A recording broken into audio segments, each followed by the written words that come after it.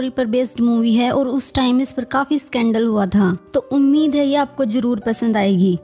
Movie की शुरुआत डॉली नाम के एक बहुत ही ब्यूटीफुल लेडी से होती है, जिसकी शादी फ्रेड नाम के एक टेक्सटाइल बिजनेसमैन से हुई थी। फ्रेड से शादी करने के बाद डॉली को पैसा और ऐशो आराम सब मिल जाता है, क्योंकि वो एक पुअर फैमिली से आती थी।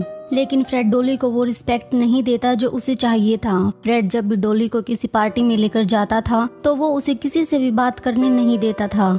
वैसे तो फ्रेड डॉली से बहुत प्यार करता था, लेकिन वो एक टिपिकल हस्बैंड की तरह उसे ट्रीट करता था। जब भी फ्रेड शाम को घर आता तो डॉली एक अच्छी वाइफ की तरह उसका ख्याल रखती। लेकिन धीरे धीरे डॉली भी अब रोज के इन कामों से बोर हो चुकी थी। डॉली का सपना हॉलीवुड में जाने का था, लेकिन फ्रेड उसको कहीं भी अकेले बाहर जाने नहीं देता था, जिस वजह से उसके लिए एक एक्ट्रेस बनना पॉसिबल नहीं था। इसीलिए अब उसको घर संभालना पड़ता था। वैसे डॉली ने भी दूसरी लड़कियों की तरह एक रोमांटिक, लविंग और केयरिंग हस्बैंड के सपने देखे थे, लेकिन फ्रेड बिल्कुल इससे अलग था। वो एक रोमांटिक हस्बैंड नहीं था। डॉली फ्रेड से खुश ना होते हुए भी उसको छोड़ नहीं सकती थी, क्योंकि उसको फ्रेड के पैसे और ऐशो आराम की आदत हो चुकी थी। और एक दिन जब डॉली फ्रेड की फैक्ट्री में जाती है तो उसको ऑटो नाम का एक वर्कर दिखाई देता है। ऑटो डॉली से उम्र में करीब 15 साल छोटा था, जो कि वहीं फैक्ट्री में मशीन रिपेयरिंग का काम करता था। ये सब पता चलने पर एक दिन डॉली अपने घर की मशीन को जानबूझकर खराब कर देती है, क्योंकि उसे पता था ऑटो एक मैकेनिक है तो वो ही इसे ठीक करने के लिए आएगा। और जब डॉली के कहने पर फ्रेड ऑटो को मशीन ठीक करने के लिए भेजता है, जो कि मशीन ठीक करके चला जाता है। लेकिन इसके बाद डॉली के द्वारा मशीन को बार बार खराब करने पर ऑटो का घर पर हर रोज आना जाना होने लगा। और फिर कुछ दिन बाद मशीन का बहाना खत्म होने पर ये लोग वैसे ही एक दूसरे से मिलने लगे। फ्रेड जब भी घर से निकलता तो कुछ देर बाद ही वहाँ ऑटो पहुँच जाता, जिसके बाद ये इंटीमेट होकर मजे करते थे। ऑटो को पता था कि वो अपने से 15 साल बड़ी एक मैरिड लेडी के साथ रिलेशन में है, पर अब उसे उसकी आदत हो चुकी थी। वो डॉली के साथ रहना चाहता था, अपनी फैमिली बनाना चाहता था।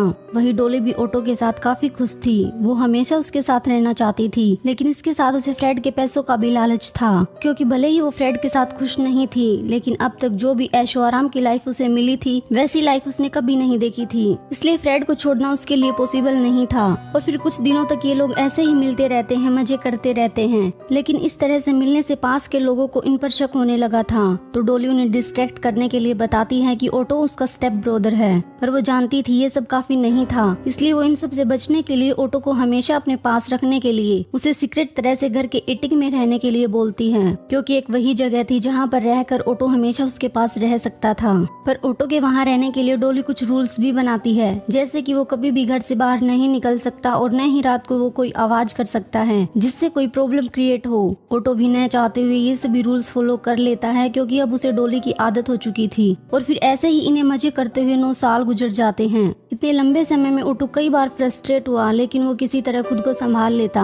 वहीं उसे पता था फ्रेड डॉली को किस तरह से ट्रीट करता है, इसलिए वो वहीं रहता है और खाली समय में कहानियां लिखकर अपना समय गुजारता है। डॉली भी जानती थी ऑटो काफी टाइम से बाहर गए बिना फ्रस्ट्रेट हो रहा है, इसलिए एक दिन वो उसे एक सीक्रेट बार में लेकर जाती है। लेकिन जब ऑटो इतने सारे लोगों के बीच में जाता है तो उसे काफी घबराहट महसूस होती है। वो मेंटली बीमार होने लगा था, पर डॉली के पास रहने के लिए एटिक के अलावा उसके पास कोई और चारा भी नहीं था। वहीं डॉली भी फ्रेड से छुटकारा पाने के लिए कुछ प्लान करने लगती है। वो पहले तो काफी हैवी इंश्योरेंस करवाती है, ताकि फ्रेड के बाद उसे ऐसी लाइफस्टाइल जीने में कोई परेशानी न हो। उसके बाद वो फ्रेड की गन को ऑटो के पास छुपा देती है, ताकि टाइम आने पर वो उसका यूज कर सके। लेकिन इस सब प्लान के बारे में ऑटो को भनक भी नहीं थी। वहीं एक दिन जब फ्रेड डॉली को अपने साथ पार्टी में लेकर जाता है तो वहाँ डॉली को फ्रेड का लॉयर मिलता है, और जब फ्रेड डॉली के साथ डांस नहीं करता तो डॉली लॉयर के साथ ही डांस करने लगती है। इसी बीच वो उसके साथ फ्लर्ट भी करती है, लेकिन ये सब देखने पर फ्रेड काफी गुस्सा हो जाता है। उसे ये सब पसंद नहीं था, इसलिए वो घर आकर डॉली पर चिल्लाने लगता है। तो डॉली भी ऑटो को सुनाने के लिए फ्रेड से चिल्लाकर बात करती है और ऐसे रिएक्ट करती है जैसे फ्रेड उसे मार ही डालेगा, क्योंकि उसे पता था ऑटो की आवाज सुनकर उसे बचाने जरूर आएगा। और फिर बिल्कुल ऐसा ही होता है। ऑटो वही गन लेकर आता है जो डॉली ने पहले ही उसके पास छुपा कर रखी हुई थी, क्योंकि डॉली ने ये सब पहले से ही सेटअप करके रखा था। और फिर यहाँ पर ऑटो फ्रेड को शूट करके मार डालता है। अब गन चलाने की आवाज बाहर तक गई होती है, तो डॉली के कहने पर ऑटो ये सब एक रोबरी दिखाने के लिए वहाँ से कुछ पैसे और ज्वेलरी उठाकर भाग जाता है। ऑटो जाने से पहले डॉली को भी क्लोजेट में बंद कर देता है, ताकि कोई उन पर शक न कर सके। लेकिन जब पुलिस आकर इन्वेस्टिगेशन करती करती है तो उन्हें फ्रेड की पॉकेट में उसका वॉलेट मिलता है, तो उन्हें शक होता है। पर डॉली के खिलाफ उनके पास एक भी एविडेंस नहीं था, तो वो उसे अरेस्ट नहीं कर पाते।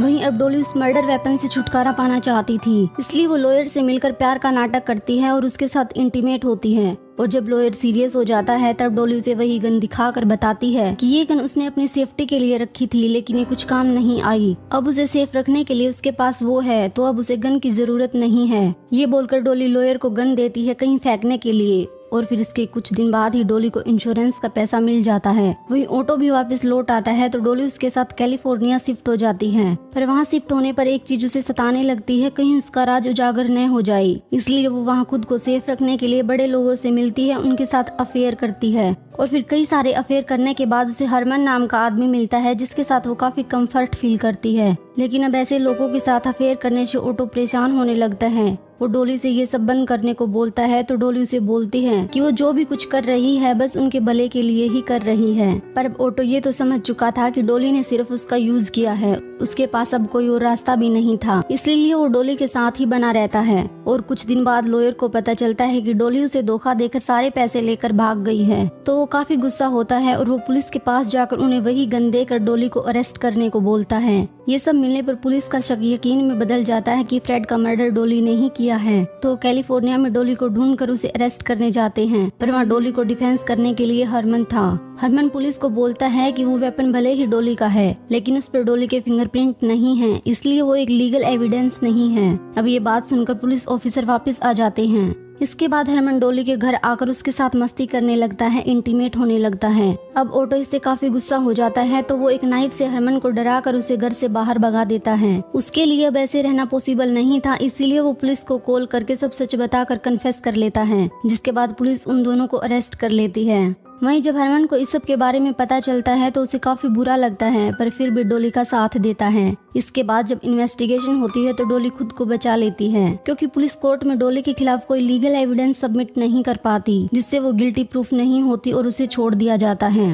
वही ऑटो को भी पब्लिक से काफी सिंपैथी मिलती है। पब्लिक का मानना था कि डॉली ने ऑटो का यूज करके उसे फंसाया है, और फिर कुछ दिन बाद ये केस स्टैट्यूट ऑफ लिमिटेशंस पार कर लेता है। इस वजह से ऑटो को भी छोड़ दिया जाता है। अब फ्री होने के बाद ऑटो वापस अपनी कंट्री आ जाता है, क्योंकि वो डॉली से ब्रेकअप कर चुका था।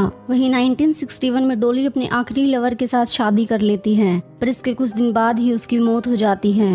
दोस्तों, ये एक सच्ची घटना पर बेस्ड मूवी थी जो आपको जरूर पसंद आई होगी। अगर ये सच में पसंद आई तो प्लीज वीडियो को लाइक कर दे।